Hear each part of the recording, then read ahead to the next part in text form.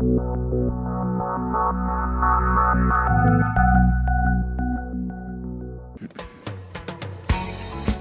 Fórum Ideias em Debate, organizado pela Federação das Indústrias do Estado do Ceará, FIEC, trouxe para ministrar uma palestra o secretário da Fazenda do Estado do Ceará, Mauro Filho. Na ocasião, o palestrante falou sobre o tema Crescimento para superar a crise, com abordagem sobre a situação financeira do Ceará e a economia nacional. O momento contou ainda com um debate moderado pelo jornalista e escritor Arnaldo Santos. Como se faria uma redução de carga tributária nesse instante no país, num momento de crise como esse, sem que isto gerasse todos os conflitos internos para o próprio governo, motivos sempre alegados para não fazer nenhuma desoneração? Vamos lá, eu falei na minha apresentação que tem que ter uma simultaneidade entre a condução da política fiscal e da política monetária. Eu não aceito você tomar medidas de ajuste fiscal, conter 50 bilhões de reais no ano e não ter simultaneidade na redução da taxa de juros. O Brasil cortou, ano passado, 24 bilhões, está cortando mais 23 em 2016 e a proposta orçamentária já é de 23,8, 24 bilhões a menos.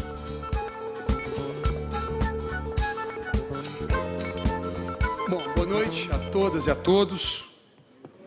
Meu caro presidente Beto Studart, devo, antes de iniciar minhas palavras, dizer da profunda alegria, mesmo no momento que o Brasil passa nesse instante, de ter a oportunidade de debater aqui no auditório da Federação das Indústrias do Estado do Ceará, que o senhor tão competentemente conduz, e não são palavras minhas, é o reconhecimento notório de todos aqueles que fazem não só o segmento da indústria do Estado, mas na realidade, a percepção inequívoca de quem acompanha, né, a economia do Estado e sabe exatamente do papel que a sua liderança exerce hoje e com relevância aqui no nosso Estado. Portanto, em seu nome, cumprimentar a todos os diretores da Federação, cumprimentar aos empresários que afluíram para cá hoje à noite para poder nós discutirmos uma visão que eu diria um pouco diferente da minha percepção sobre a economia brasileira. Essa apresentação faz parte do que eu tenho feito para algumas palestras nacionais e 3 vezes internacionais sobre o que eu acho sobre o Brasil, e vou procurar fazer um pouco diferente também dos meus colegas economistas, que normalmente todo economista que vem falar sobre um determinado assunto, ele gosta muito de falar do diagnóstico, dizer que tem isso, que tem aquilo e que tem aquilo outro. Eu vou falar um pouco, 15 minutos sobre isso, mas eu preciso romper esse ciclo, essa forma de debate, e que eu espero, portanto, contribuir de maneira diferenciada. Eu quero que, ao final, nós possamos discutir algumas medidas que precisam ser tomadas, no meu modo de entender, fundamentais, para que o Brasil saia da sua situação econômica, obviamente, que está influenciada notadamente pelo processo político, mas temos que pontuar, porque eu tenho visto também no debate nacional, há um pouco de dispersão sobre o foco do problema que precisa ser resolvido. Então, o meu papel vai ser conduzir para o foco que eu acho que é relevante para o Brasil, sair da mesmice que tem sido analisada ao longo de todos esses tempos, e, obviamente, ao propor isso, nós possamos sair daqui, meu caro presidente, senhores empresários, meu caro secretário de Finanças da Prefeitura de Fortaleza, a quem eu agradeço também a oportunidade, deputado Carlos Matos, que também está aqui conosco, e todos vocês que vieram para cá. Eu espero que aqui eu possa, pelo menos, deixar marcado um entendimento diferenciado. Ainda ontem à noite, em Brasília, na reunião dos governadores com o ministro Nelson, fui representando o governador Camilo, que tinha uma tarefa relevante aqui no estado do Ceará, onde o governo federal, tratando, né, do alongamento da dívida pública dos estados brasileiros, eu com a minha visão um pouco diferente, até porque o Ceará não vai ser beneficiado muito fortemente com essas medidas. Mais uma vez, os estados mais pujantes financeiramente, como São Paulo, Rio, Minas, Rio Grande do Sul e a Prefeitura de São Paulo, serão aqueles entes mais beneficiados com o alongamento da dívida, mas lá na frente eu falarei um pouco, mesmo que de raspão, sobre a minha percepção sobre as medidas que vão chegar ao Congresso Nacional na próxima segunda-feira. Portanto, essa é a oportunidade que eu vou procurar mostrar, primeiro, no diagnóstico, 15 minutos, diferente um pouco, e aí, ao final, falar do Estado do Ceará, obviamente, gastar aqui uns 10 minutozinhos, dizer como é que nós estamos, e, ao final, concluir com algumas propostas específicas, e eu espero, ao final, que essas propostas possam ser discutidas, aceitas, ou então uma oposição forte, que é o que eu desejo, até para elucidar melhor aquilo que eu venho pregando nacionalmente. A gente vai fazer, portanto, uma reflexão sobre o Brasil, diagnóstico do Brasil. Não vou poder deixar de tocar na questão da gestão fiscal do Estado do Ceará e, obviamente, ao final, que é o meu grande, acho que será o grande momento, vamos discutir um pouquinho 4 ou 5 medidas que precisam ser tomadas para o Brasil retomar a crescer, porque eu tenho escutado dos empresários que o problema não é só a situação ruim que está agora, mas que nós não conseguimos ter percepção para daqui a 8 meses, para daqui a 1 ano. E quando isso não acontece, o investimento ele é retraído. Portanto, a atividade econômica para. E não existe crescimento econômico sem investimento. Isso é um primeiro conceito que precisa ficar claro, e eu vou demonstrar que há, no Brasil, um excesso de ênfase no ajuste fiscal, e óbvio que ajuste fiscal é importante. Eu tenho feito isso contundentemente. Quero também abraçar o secretário Arthur Bruno, que veio também aqui me prestigiar. Agradeço, secretário, a esse momento que Vossa Excelência me prestigia nesse instante. Mas ajuste fiscal a gente tem feito com muita firmeza, desgastado muitas vezes internamente, pelas medidas duras que temos tomado, mas o Brasil não pode focar, como tenho visto em algumas palestras no Ceará e no Brasil afora, que essa não é a única saída. Se esse foco continuar, não sairemos disso, e é o que eu vou mostrar nesse momento. Primeiro, taxa de crescimento do produto interno bruto brasileiro.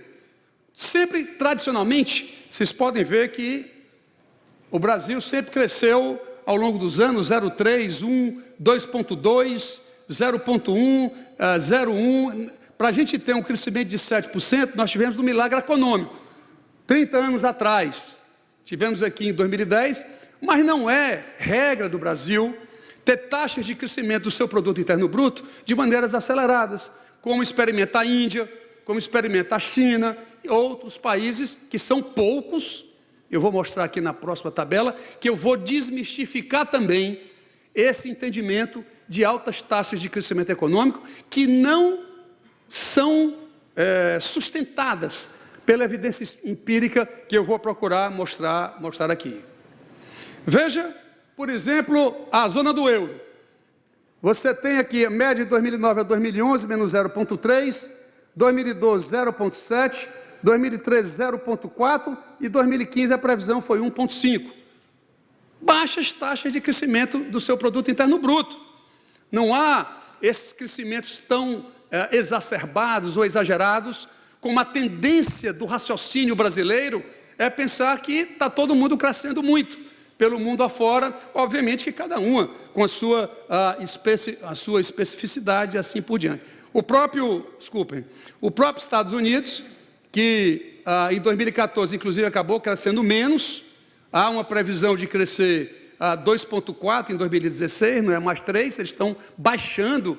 Aliás, hoje, ou foi ontem, o Banco Central americano resolveu não aumentar a taxa de juros, exatamente porque no último trimestre, tanto o setor industrial como de serviços, ele acabou tendo uma diminuição de atividade e que, portanto, precisa ser melhor compreendido, e é por isso que a taxa de juros não se elevou no maior país do capitalismo mundial, que são exatamente os Estados Unidos. Falar do Japão, não preciso falar, 0,6, 0,1, 0,8. O Japão vem há 12 anos sem conseguir expandir sua atividade econômica, 12 anos. Lá a taxa de juros real é negativa. Falar em taxa de juros real negativa no Brasil é um crime. Mas na Alemanha, nos Estados Unidos, no Japão, nós temos 6 países hoje praticando taxa de juros real negativa. Mas isso é uma discussão que a gente precisa avançar. Eu vou falar um pouco sobre isso lá na frente. Mas isso Isso é um dogma no Brasil. O sistema financeiro não permite essa discussão. Ela é interrompida, e aí me permita a ponderação, eu acho que não há uma discussão no âmbito empresarial sobre esse ponto no Brasil, e eu vou falar já daqui a pouco. Obviamente, não precisa ser PhD em economia, toda vida que a taxa de crescimento econômico cai, o resultado inequívoco é baixa do salário médio real e aumento do desemprego. Isso é uma consequência natural, não precisa ser também doutor em economia para fazer essa evidência que é que o Brasil está experimentando nesse exato momento. E quando isso acontece, você reforça a diminuição da demanda agregada, o que faz você puxar mais para baixo ainda a economia. O Brasil, ele tem, e essa é a característica brasileira, e isso vai ser o ponto mais relevante do nosso raciocínio, o Brasil tem taxas de juros, a maior taxa de juro real do mundo. Eu não me conformo se você dividir 1,14, que é a Selic hoje. A inflação esperada de 2016 é 7,26, que é que o relatório Focus está definindo. Então, se você divide 1,14 por 1,7, 1,07, você vai encontrar uma taxa de juro real de 6. Isso não existe no mundo, ponto. Eu não me conformo. Como é que a Grécia, que deu um calote na dívida, que recebeu suporte de outros países mundo afora, paga uma taxa de juros real menor do que a do Brasil? Não me conformo com isso. Isso tem que ter outras explicações que não são necessariamente explicação da teoria econômica. Porque a teoria econômica não determina que o Brasil tenha taxa de juros reais mais altas do que todos os países do mundo. E aí virou moda no Brasil, o que era de domínio do curso de economia, de finanças, no país inteiro, o conceito de resultado primário. Virou agora primeira página dos jornais todo dia. É matéria do Jornal Nacional. De todos os jornais, comprei o Brasil, teve um déficit primário. O Brasil precisa fazer um primário de 0,8% do PIB. E aí, eu aproveito, primário é um conceito onde você leva receita menos despesa, sem que nas despesas estejam incluídos os pagamentos com juros da dívida. Então, primário é uma definição que diz se você tem sustentabilidade ou não da relação dívida-PIB intertemporalmente, ou seja, ao longo dos anos. Essa é a função do primário, lhe dar capacidade de ter dinheiro para pagar pelo menos os juros da dívida. Porque a dívida brasileira é tão grande que não há nem cogitação de pagar o principal, a amortização. Na empresa, quando você faz uma operação de crédito, você ingressa lá no seu fluxo o pagamento da dívida. É assim que todos vocês fazem. Aqui não, o conceito primário é receita menos despesas, sem que nas despesas esteja o pagamento com juros. Ele é somente para externar a capacidade de pagar os juros. É um conceito exclusivo para o setor público, diferentemente do conceito que se poderia fazer no âmbito do setor primário. O Brasil, tradicionalmente tem primário positivo. Tradicionalmente. Isso nunca evitou que o Brasil deixasse de ter, mesmo ciclotimicamente, deixasse de ter crescimento da sua dívida. E isso não nos desperta nada. Tivemos primários positivos e essa relação dívida continuou crescendo aí ao longo dos anos. Precisamos refletir sobre isso. Então, vocês vejam que, tradicionalmente, o Brasil tem tido primários positivos, aqui é com proporção do PIB. Você vai ter primário em 2014 e em 2015. Obviamente que aqui em 2015 o primário está diferente, porque aqui estão incorporados os 62 bilhões das pedaladas que o governo federal fez, não em relação aos programas sociais, mas sobretudo aos subsídios que foram dados em relação ao aporte de recursos do Tesouro Federal nos bancos e nos fundos. Então, esse é um conceito que a gente agora vai ter que dominar para poder entender melhor, porque qualquer palestra de economista, de quem a federação trouxer para cá, vai querer, num dos seus quadros, externar um pouco exatamente esse que eu estou falando, e eu vou mostrar por que esse raciocínio ele é curto, ele é míope em relação ao problema brasileiro. Eu falei que o primário sempre foi positivo e que 2014, 2015 foi negativo. Primário, acabei de dizer que é a capacidade de pagar juros. Não é isso que nós estamos acertando aqui? Pois então vamos para os juros, presidente. Vamos para lá. O Brasil pagou em 2014 e em 2015 quase 9% do seu produto interno bruto com juros. Primeira conclusão, não existe geração de primário capaz, meu caro secretário Arthur Bruno, capaz de pagar o tamanho dessa conta de juros. É impossível. Pode cortar o que quiser. Pode cortar o que quiser. Eu não estou dizendo que eu vou já falar lá na frente, que a gente tem que fazer alguns ajustes, eu vou mostrar aonde deve ser feito.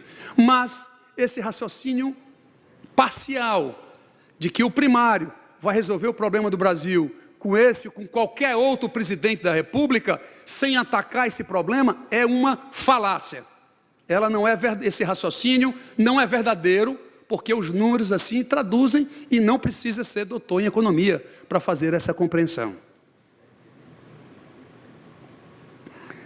A dívida pública aumentou 613 milhões de 2014 para 2015.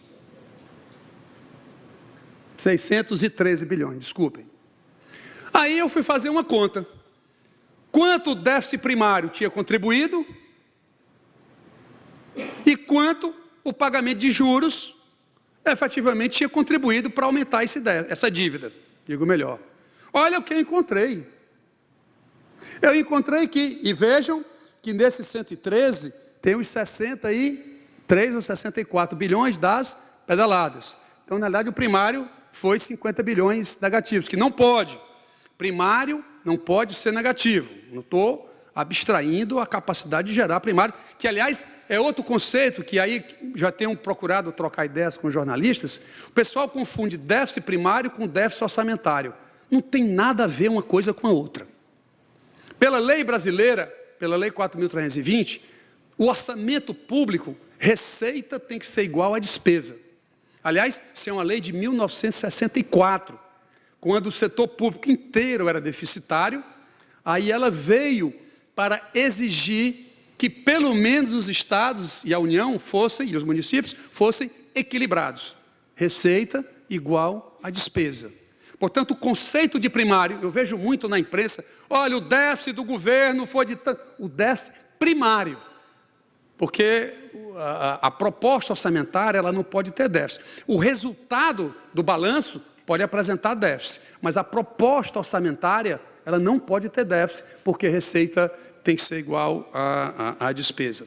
Portanto, quando eu fui examinar isso, meu caro presidente Beto, tomei um susto. Tomei um susto porque eu estou vendo do aumento da dívida pública, que é grande, o aumento da dívida pública, vou já mostrar a tendência dela, o aumento da dívida pública, eu fui ver quem é que estava contribuindo para aumentar. Se era inoperância fiscal do governo, ou se era os juros. Aí os meus colegas da economia dizem, mas professor Mauro, peraí, hein? Um minutinho, isso que o senhor está falando não é bem assim. O senhor está falando muito de juros, mas o Brasil em 2012, final de 11, 12, um pouquinho de 13, diminuiu a taxa de juros de 12 para 7,25. E o que se observou foi uma piora do quadro econômico. Portanto, o senhor está querendo diminuir a taxa de juros na marra? É no decreto que o senhor quer fazer? Não é isso.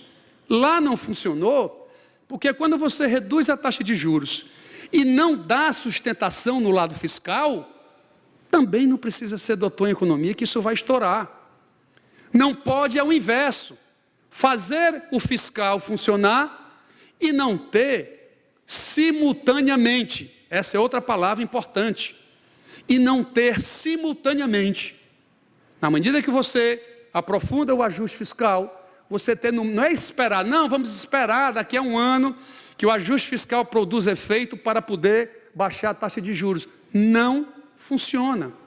O Brasil tem uma história toda para mostrar isso. Então, se esse movimento, política fiscal e política monetária, ela não for sequenciada, nós nunca vamos conseguir sair desse problema.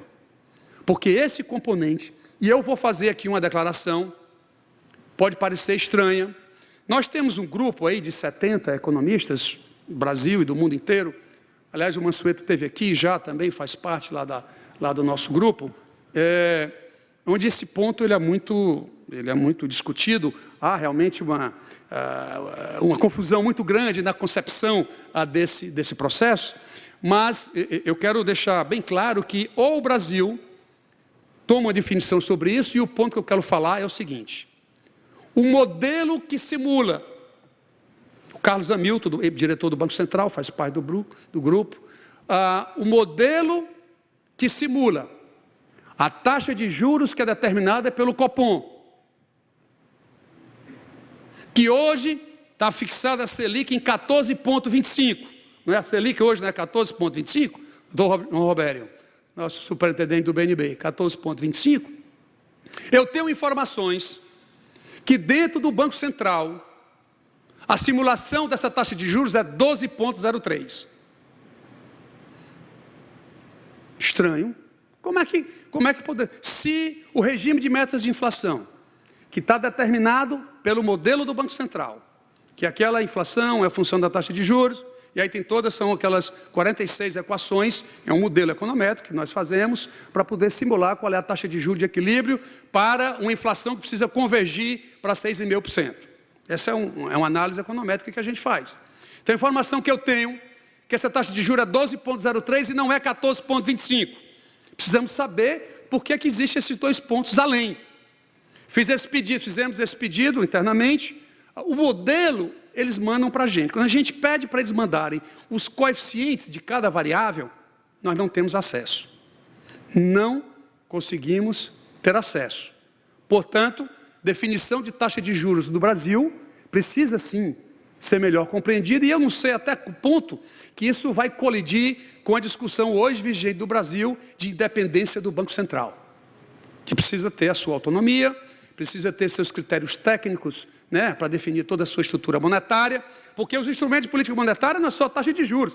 A teoria econômica lá, na nossa cadeira lá de teoria monetária, a gente fala lá, você tem juros, você tem compulsório, você tem taxa de redesconto, todos os mecanismos associados à política monetária que o Banco Central tem lá a sua autonomia.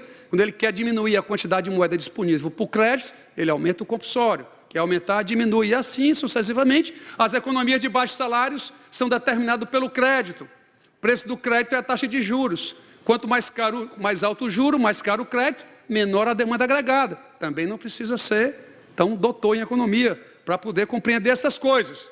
Portanto, ou o Brasil começa a discutir a definição dessa taxa de juros, ou então não vai ter ajuste fiscal.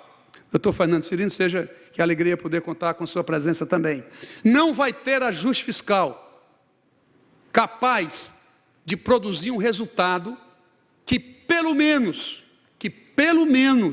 estabilize a relação dívida-PIB. Eu não estou falando, não sei se vocês perceberam, diminuir a relação, deputado Carlos Márcio. Nem isso eu estou me atrevendo a falar. Eu só quero para estabilizar, dar uma confiança ao mercado, aos investidores, seja o investidor direto, o investidor privado, os fundos de pensão, ou o que quer que seja.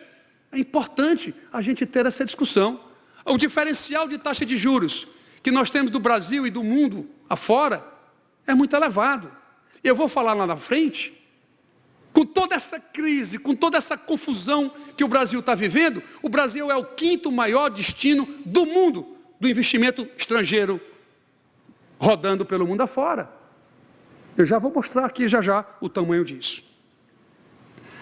Isso aqui é para desmistificar. Todo mundo fala, olha, o gasto pessoal do governo federal é um absurdo. Isso é uma confusão, isso como é que pode? São 28 mil cargos comissionados que existem lá. Nós precisamos pelo menos dar uma lidinha. Tem muito cargo comissionado, vamos cortar. Tudo bem. Temos que ser mais eficientes, vamos ser mais eficientes. Vamos cortar. Mas aí, propositalmente, pegamos, isso é uma série histórica, tem até 4,9. Isso aqui é gasto de pessoal com proporção do governo central com proporção do PIB. Ele é 4,8, já chegou a 4,9, ou já é 4,3 em 2014, que não está aqui. Então, gasto de pessoal, não há alteração como proporção do PIB ou como proporção da receita corrente líquida. Não existe aumento. Ou nós concordamos com o que nós estamos vendo, ou então vamos ficar fazendo posição de conformidade com a nossa posição ideológica. Mas não é a verdade. A verdade é que o gasto de pessoal tem sido mais ou menos constante, 4,8, 4,5, 7, 4,2, 4,3 que está faltando aqui. Então esse é um ponto para reflexão, para nós discutirmos mais aprofundadamente em relação ao que efetivamente o país gasta e aonde nós devemos encontrar os cortes de despesas para que nós possamos produzir um primário positivo, quanto mais alto melhor, e portanto voltar à estabilidade econômica, que no meu modo de entender só vai encontrar se realmente esse primário for capaz de pelo menos pagar alguma coisa perto do que o gasto com juros representa como proporção do PIB. Esse quadro é muito importante. 2015 para 2016, porque antes que alguém me pergunte o que é que está sendo feito em relação a cortes e a propostas de 2016, isso aqui é um quadro simples para mostrar o que foi empenhado daquelas despesas que são passíveis de corte. Pagar dívida não é passivo de corte. Aqueles 18% da educação não é passivo de corte. Eu digo daquilo que o governo, efetivamente, pode, se quiser, para tudo, para todos os investimentos. Enfim, esse aqui é o que nós chamamos de despesas discricionárias, capazes, portanto, que o gestor, independente da vinculação, o orçamento brasileiro é muito vinculado. Aqui no Ceará eu sou obrigado a gastar 25% em educação, eu sou obrigado a pagar, no mínimo, 12% em saúde. Então, temos outras vinculações que não dependem da nossa vontade, mas sim o cumprimento constitucional de que essas despesas precisam ser efetivamente realizadas. Então, o que é que você tem? Você tem um empenhado de 235, nominal, e você tem uma proposta de limite para 233, isso dá menos 1,9, menos 11% de inflação, dá 25 bilhões a menos. Fora os 22 que foram cortados agora, os 22,3 bilhões, que é a proposta de contingenciamento em cima do que está previsto para 2016. É pouco? Pode ser que seja pouco. Vamos ver o tamanho disso. Isso só dá um primário de 0,8, é pouco. É pouco. Entretanto, precisamos qualificar melhor, né? Aonde exatamente? Alguém tem que dizer. Porque é muito fácil a pessoa chegar e dizer, tem que fazer um primário de 1,3. Mas ninguém quer colocar a cara para bater.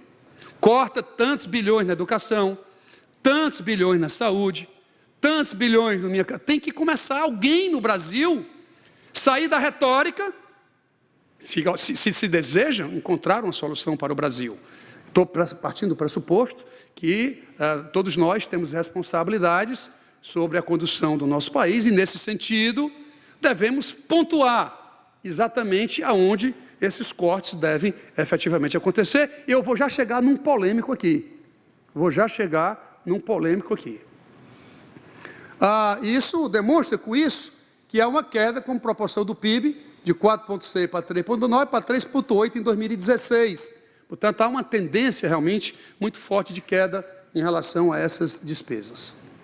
Bom, isso aqui é só para realçar que há um aumento do gasto da função educação, com proporção do PIB permanente, deve cair em 2016. 2015 não está apurado, eu não sei ainda, mas ela deve cair porque a educação foi uma das áreas que foi afetada nesses cortes de 22,3 bilhões, que foram já apresentadas pelo governo federal, e eu não vou passar tempo sobre isso.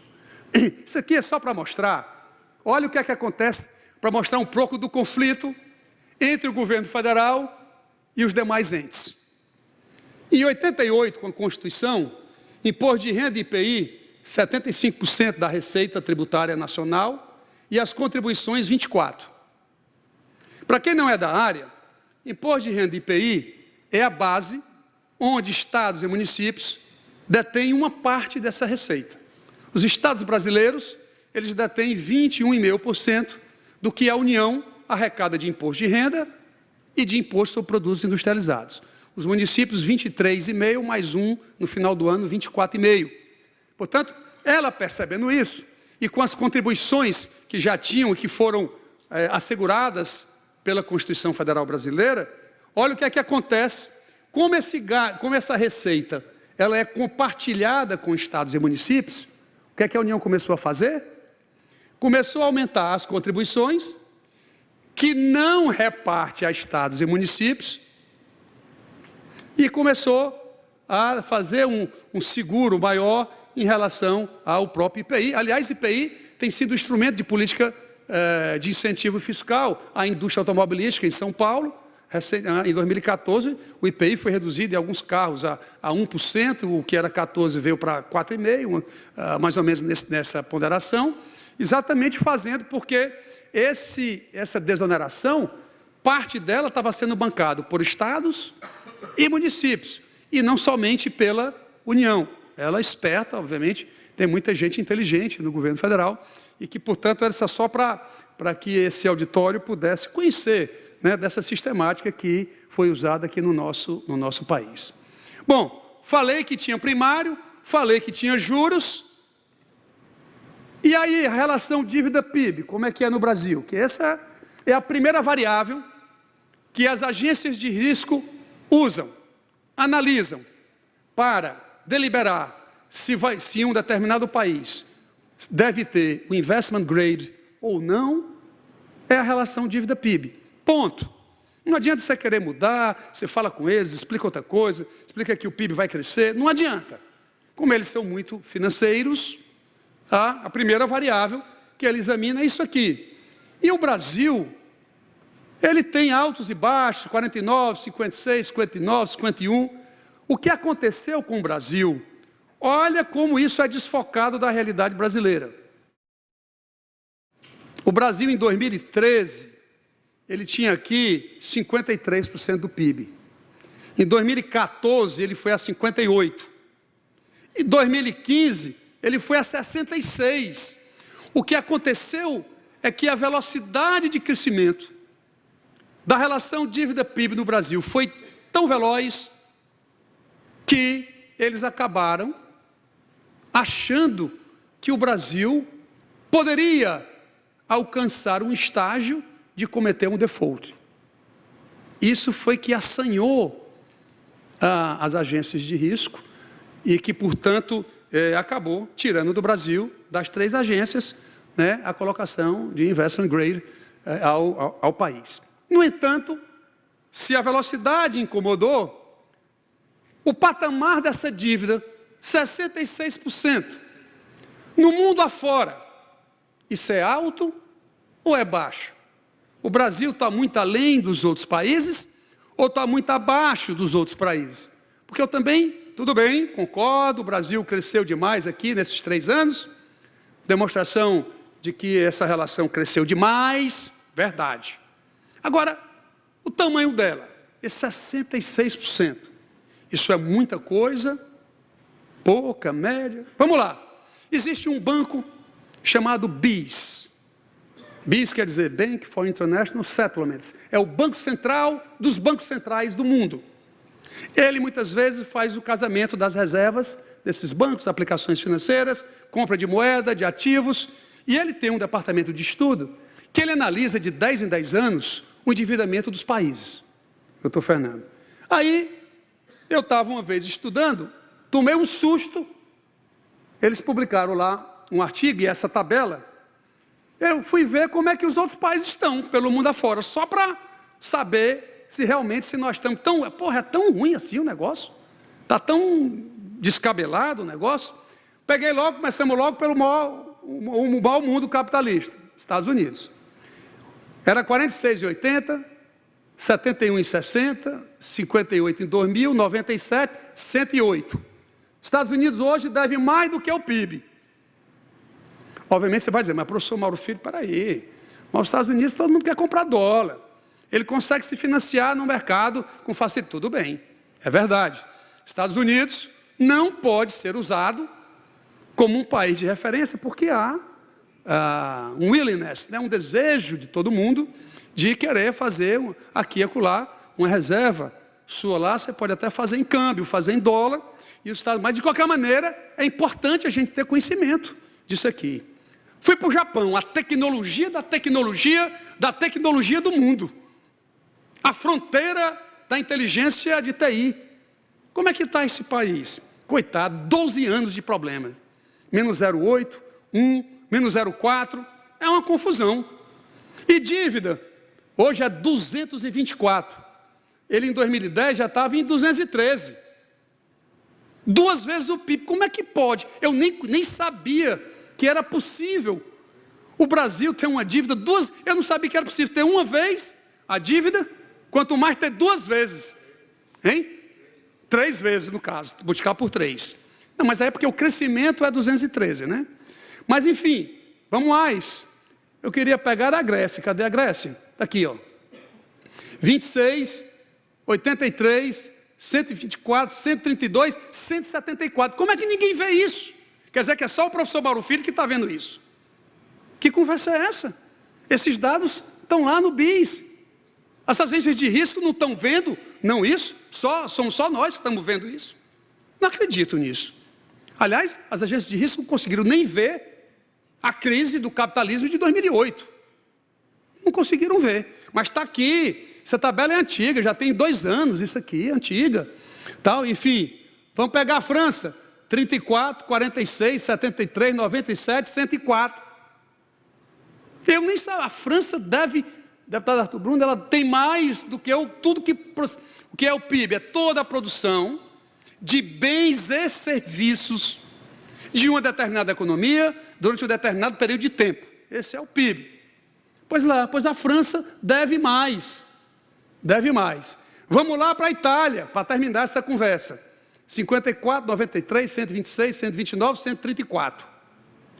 134, a Itália. Está lá aqui nas nossas barbas, aqui, Fortaleza, Milão, não sei o quê, está lá, o país. Então precisamos, a relação dívida-PIB do Brasil cresceu veloz? Cresceu. 53, 58, 66, também não precisa ser doutor em economia para ver que é uma velocidade muito grande. Precisamos ter cuidado, cautela, acompanhar o que está acontecendo. Mas isso não também é um motivo de preocupação, mas não um motivo de desespero.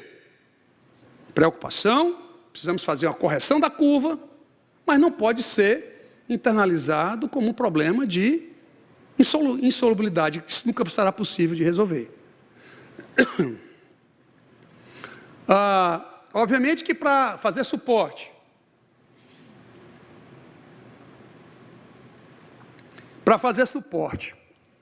à crescente necessidade de atender a população brasileira e a dívida,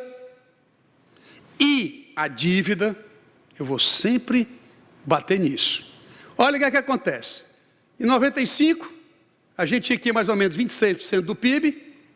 Em 2002, nós fomos a 32%. De 2003 a 2000 até 2010, cadê? Está aqui. Fomos a 33, né, que é esse movimento aqui, 31,7, 33,1, e depois de 33 a 35,7, ou 0,8, ou 0,6, que é o que vai dar em 2015. Então, o grande crescimento da carga tributária brasileira, nós precisamos conhecer. Nós precisamos conhecer o crescimento da carga tributária brasileira, acompanhar esse movimento ao longo dos anos, para que a gente possa dominar com profundidade né, esse movimento que nós estamos tentando externar aqui para cada uma das senhoras e dos senhores.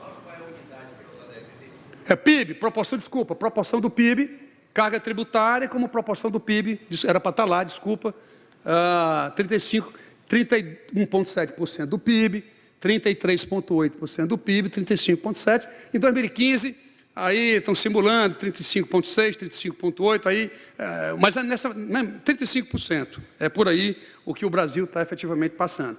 Portanto, é só para a gente ter crescimento também dessa aceleração que passamos aqui nesse período.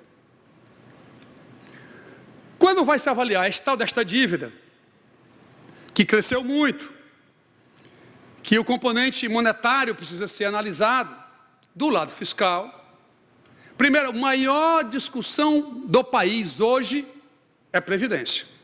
É o gasto de previdência, não é isso? Todo dia está no jornal. Não tem nenhum artigo, nenhum jornal que não deixe de falar de previdência. E realmente precisamos ter cautela, precisamos atentar com veemência em relação a isso aqui. Veja que de 2008 até 2014, o regime de previdência do servidor público do governo federal, RGPS é regime geral de previdência, RPPS é regime próprio de previdência. Regime próprio é do servidor público, regime geral é do trabalhador privado. Então, veja o que é que eu estou chamando a atenção aqui. O regime próprio do governo federal, em 2014, teve um déficit de 63 bilhões de reais para 1 milhão de trabalhadores. O INSS teve um déficit de 56 bilhões para 28 milhões de trabalhadores. Olha a desproporção das regras que precisamos examinar com cautela. Isso é um assunto explosivo, discutir isso. Nós precisamos enfrentar isso. Seja quem estiver no comando do país, vai ter que enfrentar isso aqui, para poder ajudar a fazer um primáriozinho melhor. Não precisa ser os absurdos que falam, até porque eu trabalho o lado monetário, temos que examinar melhor a condução da política monetária brasileira, enfim, mas esse é um assunto que precisa ser dominado. E o INSS aqui, entretanto, com a recessão, o que acontece? É uma reversão. O INSS 2015 foi a 86 bilhões, isso aqui ainda era estimativa, e o servidor público foi a 67 bilhões, foi a 67. Há uma reversão, era setor público maior do que o privado, e agora o privado é que é maior do que o público. E aí, lá no final da nossa palestra, nós vamos propor algumas medidas, aqui, porque o do privado, como é que é? O trabalhador coloca lá os seus 10%, 11%, patrão coloca lá, ou 20%, se bem que agora você faz a opção entre pagar por faturamento ou pagar pela folha, há essa opção. Do produto que resulta da contribuição do trabalhador, da contribuição patronal, isso gera um déficit. Que nos países pelo mundo afora, esse déficit ele não existe, porque o regime de previdência, ele é o regime de capitalização de contas individuais. O setor público não tem nada a ver com isso. Como é que é isso? O trabalhador coloca o seu dinheiro numa conta, a contribuição patronal vai para aquela mesma conta, essa conta ela é gerida financeiramente ao longo dos 35 anos, e aí o produto, o resultado dessa gestão financeira é o que efetivamente vai determinar o tamanho da sua aposentadoria ou da sua capacidade de deixar uma pensão no caso de morte para a sua companheira, para os seus filhos e assim por diante. Mas isso é um assunto explosivo no Brasil. Então, quem paga o déficit do regime de previdência do setor privado no Brasil é o governo federal. E essa conta hoje é da ordem de 87 bilhões de reais. E aí vem outro problema. Quando a previsão para 2016 é 124 bilhões de reais. 124 bi, isso é muito dinheiro. Mas isso aqui está agravado, não necessariamente pelas regras, está agravado pela recessão, menor número de pessoas empregadas, o menor número de contribuição, e aí, obviamente, com a mesma despesa, salário mínimo crescendo em termos reais, não precisa também ser muito inteligente, você tem diminuição de despesa, diminuição de receita, aumento de despesa, esse déficit aumenta. Mas aqui neste auditório, falar sobre isso não há muita dificuldade. Entretanto, se essa discussão fosse feita no âmbito de um auditório, onde nós tenhamos analistas previdenciários, eu já estaria sendo combatido agora.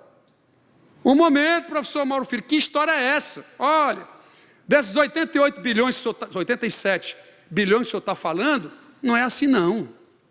Essa história está contada pela metade. Porque no Brasil, você tem o orçamento fiscal e você tem o orçamento da Seguridade Social.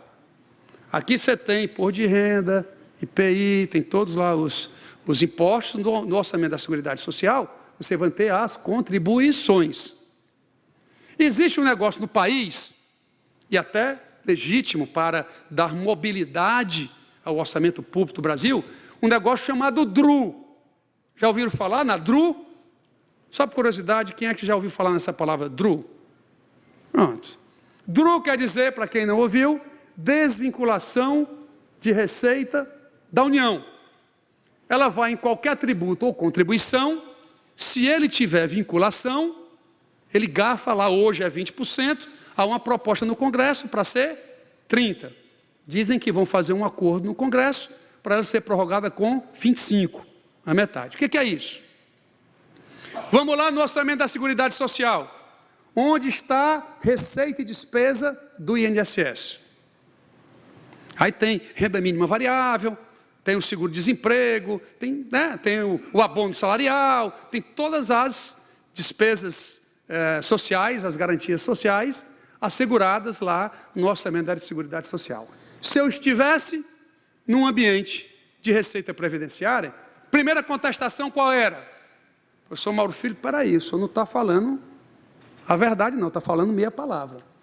O senhor esqueceu de dizer, esse déficit não existe, não é desse tamanho, porque a DRU vai lá na COFINS, que é receita do orçamento da Seguridade Social, vai lá na contribuição social sobre o lucro líquido, garfa 20% da contribuição dele, traz esse dinheiro para pagar juros, e aí deixa o déficit lá no orçamento da Seguridade Social. A discussão não é muito fácil, doutor Arnaldo, meu companheiro que vai ser o meu debatedor, brilhante jornalista, escritor, e conhece profundamente, lê muito, com certeza vai fazer notáveis contribuições para que eu possa aprender melhor ainda toda essa concepção da economia brasileira, e agradeço desde já a presença que o senhor me fará daqui a pouco. Mas como eu dizia, isso aqui precisa ser discutido.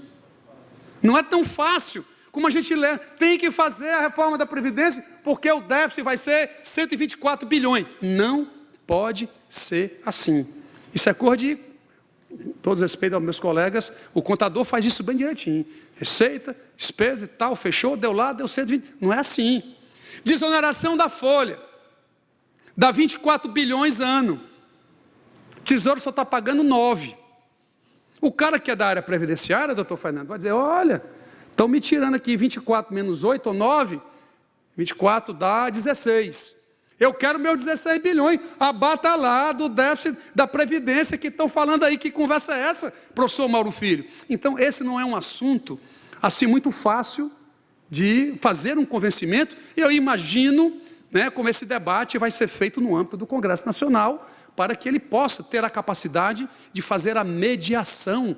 E eu vou dizer quais são os itens, para mim, importantes ao final da minha apresentação, porque o que eu quero deixar cravado aqui é o que eu acho que deve ser feito. E o economista tem mania só de fazer diagnóstico. Eu quero dizer o que é que deve ser feito ao final. Cuidado que estão propondo usar a reserva cambial para fazer obras.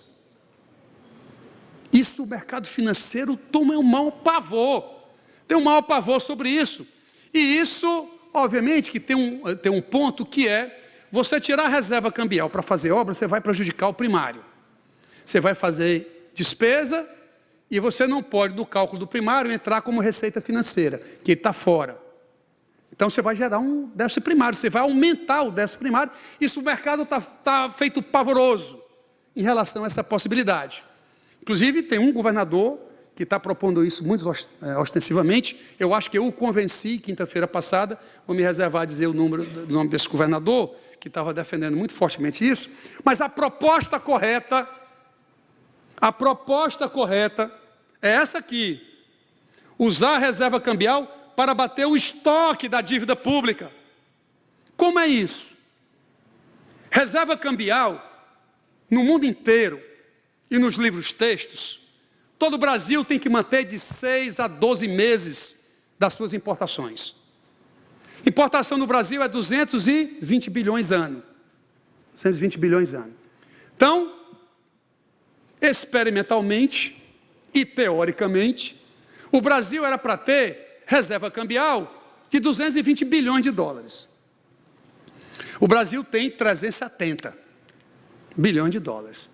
Todo mundo dizia, não, é importante ter a reserva para poder, olha, sem segurança e tudo. O que é que adiantou ter 370 bilhões de dólares para não perder o grau de investimento? Adiantou alguma coisa? Por uma razão muito simples, porque a percepção dos agentes é 12 meses. 12 meses eles estão tranquilos, estão inseridos lá na taxa de juros. E aí o que é que acontece? O Brasil é deficitário, para ele comprar reserva ele tem que se endividar. Vamos lá fazer uma continha rápida. Eu quero comprar dólar, aumentar minhas reservas.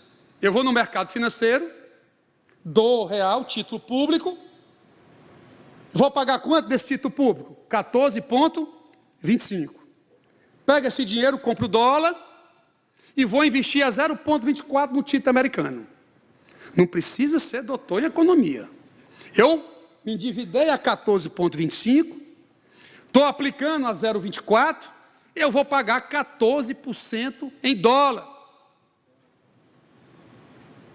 Isso dá quase 100 bi de juros ano, desnecessariamente. Será possível? Tem que ver, isso aqui tem que fazer logo. Isso aqui tem que fazer logo. Aí sabe qual é o ponto que eu faço? Quanto o Brasil tinha de reserva cambial na maior crise do capitalismo depois de 29? Que foi 2008, a crise da bolha imobiliária. Quanto é que o Brasil tinha? Alguém sabe? Não, 206 bilhões. O Brasil tinha, na maior crise, depois de 29, foi 206 bilhões. Quem defende isso aqui também é um economista chamado Edmar Baixa. Aliás, ele também participa com outros economistas, porque ele escreveu um artigo negando o uso das reservas cambiais em obras. Ele bateu muito forte também, por isso que eu estou chamando a atenção. Isso aqui não só diminui o estoque, mas também, o problema é o estoque, ele vai diminuir a incidência de juros sobre isso. Isso precisa ser tomado no meu modo de entender. Bom, se não há saída, só estou terminando, se não há saída, somente fazendo ajuste fiscal, e a saída tem que ser pelo crescimento, eu disse lá atrás que isso aqui é uma equação que o produto, ele é um somatório do consumo privado, do investimento, do consumo das famílias, do investimento privado, dos gastos de governo e da diferença de exportação menos importação. Não precisa também ser muito inteligente. O consumo privado, o que é que está acontecendo? Caindo. Não vai sair por aí. Gasto do governo, o que é que está se propondo fazer nesses próximos 2, 3 anos? Cair. Também não é a solução. Exportação menos importação vai me dar 28 bilhões de dólares. Pouco, não resolve o problema. Só tem uma maneira de você sair dessa crise, é aumentar o investimento privado. E só tem uma maneira de você aumentar o investimento privado, além da segurança da ambiência econômica. Você tem que tributar investimento, ele tem que ser zero, seja de imposto estadual, seja de imposto federal. Isso é uma tese que eu estou defendendo já há alguns anos. Uma indústria, quando ela compra uma máquina lá do Sul, ele paga 7 de ICMS lá. Quando chega aqui no Ceará, a gente dá um diferimento para não pagar. Bens de ativo não pode pagar imposto, nem estadual, nem federal. Ou a gente muda isso aqui, ou o Brasil vai continuar tendo desvantagens competitivas quando da formação do seu custo, em relação a o que ele produz aqui e o que é produzido lá fora. Ou a gente faz isso, ou então fica difícil a gente sair, seja quem for o presidente. Nós temos que começar a permitir uma alteração na legislação trabalhista para incorporar, inclusive, dentre outras coisas, que eu não vou me alongar, que é o part-time job. Eu quero contratar o cara é universitário, ele quer trabalhar sexta e sábado. Ele não quer trabalhar a semana inteira, nem nada, ele quer trabalhar 2 dias. O comércio fala muito sobre isso. É uma hora de fazer isso, dá mais uma maleabilidade nessa empregabilidade. Isso é proibido pela legislação brasileira. Ou se muda isso, ou o Brasil também não avança. Estou pontuando essas coisas para que alguém possa discutir pontuado, e não dizer, olha, tem que fazer ajuste fiscal, olha, Estou pontuando para que a gente saia daqui com alguma coisa no raciocínio, para que você possa discordar ou concordar com o que a gente efetivamente está falando. Não vou falar mais da desburocratização da legislação tributária, Constituição, lei complementar, lei ordinária, decreto, instrução normativa, portaria. A reclamação é muito grande, e eu, mais do que nunca, compreendo exatamente. Aliás, quero só fazer uma propaganda aqui do negócio chamado CIGET. No mundo inteiro, você não sabe como é que o fisco lhe vê. Isso é no Brasil, isso é na China, nos Estados Unidos, é uma caixa preta. Então, quando eu, como contribuinte, quando entrei na Secretaria da Fazenda, já entrei incomodado, que eu queria saber como é que a Receita me via. Será que aquele desconto lá da saúde deu certo ela fazer o batimento?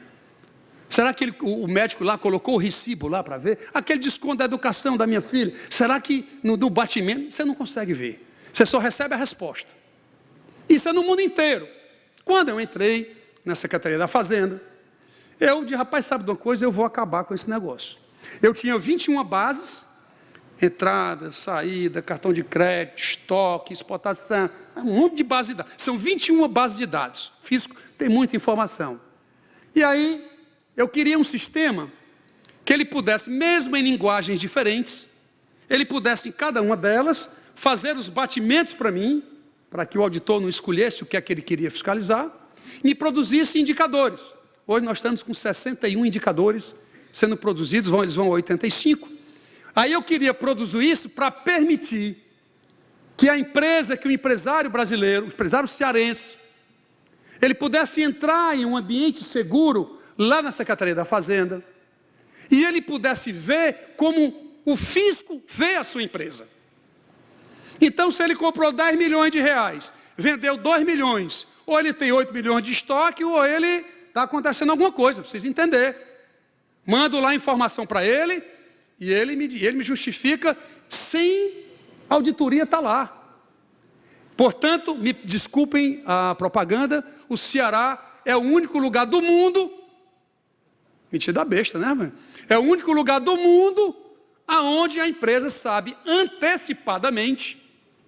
Já temos 4.500 empresas já acessando, testando isso, onde a empresa já sabe antecipadamente como o fisco está monitorando, está vendo as suas ações ali. Eu defendo a continuidade da agenda social, sobretudo nesse momento de desemprego, não tem como você desfazer disso. Reduzir carga tributária, esse é um problema que precisa ser enfrentado, só que tem 2 razões que ninguém comenta. Reduzir carga tributária para a população brasileira é reduzir carga. Reforma tributária é reduzir carga. Reforma tributária, para quem está no governo, é manter, não quer abrir mão de nada. Precisa alguém fazer essa mediação. Mas tem um segundo conflito, tão quanto ou mais difícil de ser resolvido. Isso precisa ser enfrentado, que é, na questão do ICMS, o estabelecimento do princípio do destino. Em toda parte do mundo, paga o imposto, o velho heritage tax, quem compra, o Estado que compra, que paga.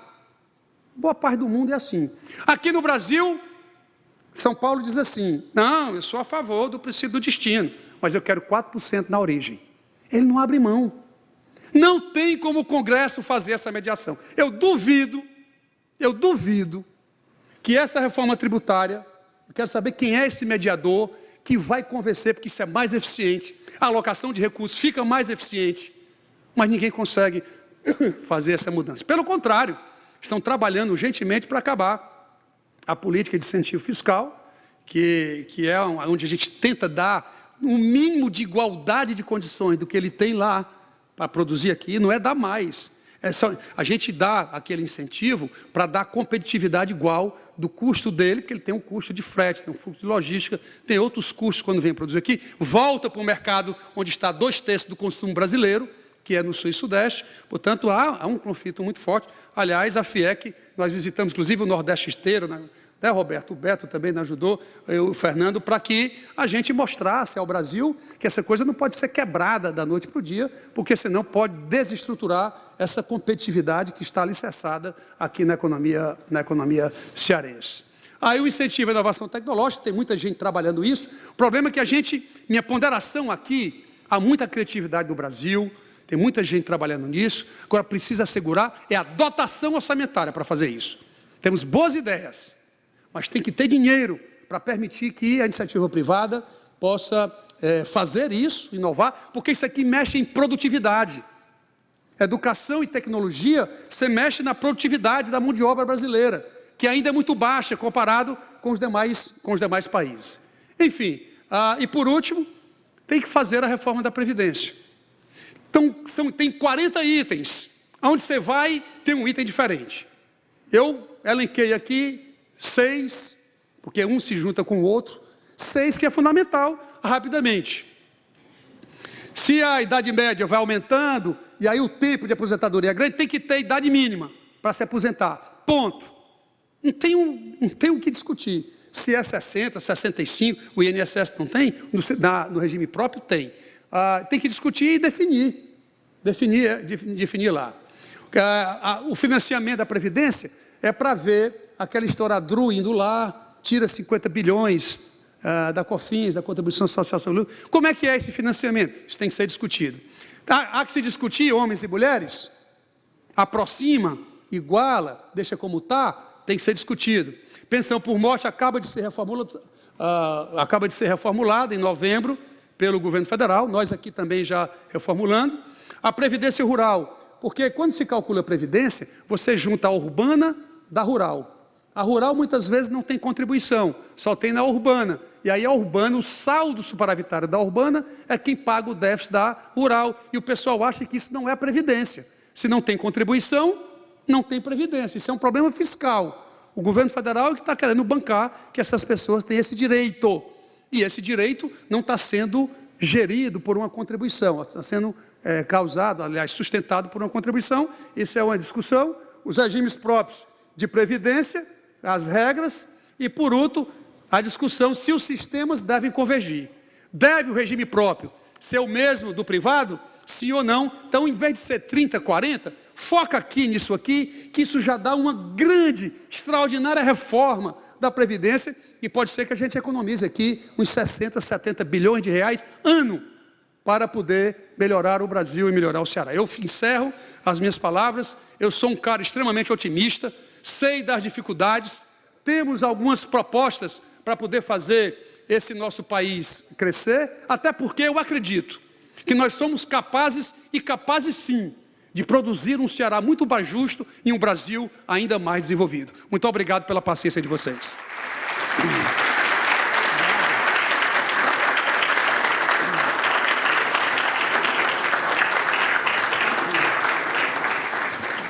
Olha, a exposição colocada nesse instante pelo professor Mauro Filho aqui na FIEC, cumprindo com esse calendário de eventos que o presidente Beto Sturett tão bem pensou e elaborou, nos dá uma ideia de que, apesar da gravidade da crise, mas há saídas possíveis desde que haja conscientização antes de tudo, sobretudo do setor empresarial, que é, no caso, o motor da economia em termos de desenvolvimento, mas principalmente responsabilidade do lado político, sobretudo na esfera do governo, propriamente dito, para que, de uma vez, havendo essa combinação de ações, possam os empresários voltar a ter disposição para fazer o que eles melhor sabem fazer, que é investir para se desenvolver essa economia.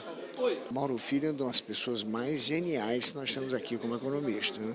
Tem desenvolvido um trabalho seríssimo na frente da Secretaria da Fazenda, é um ajudante ali do governador a tempo e a hora. O governo do estado continua equilibradíssimo, com suas contas em dia, pagando seu funcionalismo em dia. Lógico que a parte de infraestrutura tem um pouco de retardo, porque o próprio governo federal quebrou essa sincronia com os recursos, né? Mas o Mauro é um exemplo de secretário, tem uma relação com a FIEC muito boa. Nós temos 40 sindicatos, toda vez que nós temos algumas dificuldades, alguma demanda, ele prontamente resolve. É uma figura que tem azeitado muito esse relacionamento, está muito bom, nós estamos felizes com ele. Com ele e com o governo do estado. Eu procurei expor aqui na Federação das Indústrias que o ajuste fiscal é importante, mas ele sozinho não resultará em uma aceleração do crescimento da atividade econômica brasileira. Mostrei que dos 613 bilhões de reais que aumentaram a dívida pública brasileira de 2014 para 2015, o déficit fiscal primário, da ordem de 56 bilhões de reais, muito pequeno quando comparado com os 501 bilhões de reais que foram pagos de juros dessa dívida pública. Portanto, nós temos que encontrar novos caminhos que não sejam somente fazer resultado primário, que isso é importante e nós fazemos aqui no estado do Ceará de maneira muito rigorosa. Mas precisamos compreender como é feita a política monetária no Brasil. A taxa de juros real brasileira ela é muito elevada. A Grécia, que deu um calote na sua dívida, que tem um percentual de dívida sobre PIB muito maior do que o Brasil, ela paga taxa de juros menor do que a economia brasileira. Portanto, essa reflexão precisa ser feita pelo Banco Central, pelo Ministério da Fazenda e logo que isso, a minha proposta é que deva haver uma simultaneidade entre a cada 30, 40 bilhões de ajuste fiscal, você tem que reduzir a taxa de juros até chegar nos 100 bilhões de cortes que desejam fazer na estrutura brasileira. Não podemos esperar fazer o corte integral para só depois cortar a taxa de juros. Isso é um erro fatal que poderá conduzir o Brasil a continuar crescendo ou não crescendo, ou seja, evoluindo como foi ano passado.